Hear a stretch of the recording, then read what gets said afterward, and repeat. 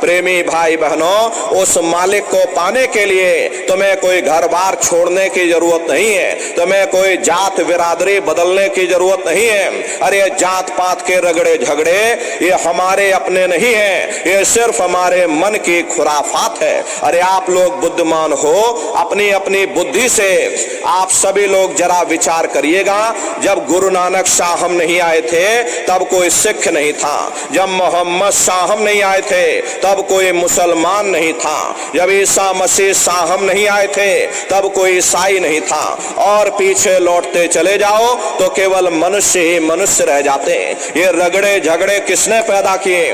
ये हमने आपने पैदा किए।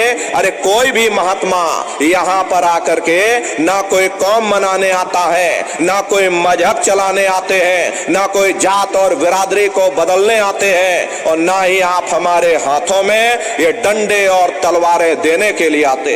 अरे आप तो सच्चा मार्ग, सनातन मार्ग समझाने के लिए इस धरा भूमि पर शरीर रूप में अवतरित होते हैं। अरे प्रेमी भाई बहनों, अपनी बुद्धि से आप विचार करिए। सुपच जाति के भंगी थे, दास जी महाराज जाति के हरिजन थे, और मीराबाई जाति की छत्राणी थी। अगर वे सब उस मालिक को प्राप्त कर सकते हैं तो आप भी उस मालिक को प्राप्त कर सकते। महात्मा कोई जात बिरादरी नहीं बदलते, महात्मा कोई भेदभाव नहीं करते।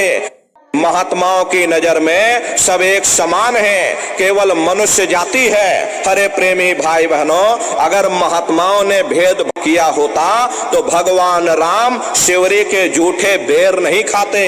जाते पाते पूछे नहीं कोई, और हरि का भजय सो हरि का होए। लोग यहाँ जात पात बनाते बनाते मर गए, लेकिन है नर नारियों, जब तुम्हारी ये जीवात्मा इस मनुष्य रूपी चोले को छोड़ करके ऊपर धर्मराज के दरबार में पहुंचेगी तो वहां न तुमसे ये पूछा जाएगा कि भाई तुम के जाति के हो, या तुम किस कौम के हो, या तुम किस मजहब के हो। अरे भाई तुम हिंदू हो या मुसलमान हो, तुम हिंदुस्तान से आए हो या तुम सीधे पाकिस्तान से चले आ रहे। अरे वहां तुम्हारे कर्म देखे जाएंगे, भक्ति भाव देखा जाएगा, मालिक से मिलने का प्रेम और प्यार देखा जाएगा।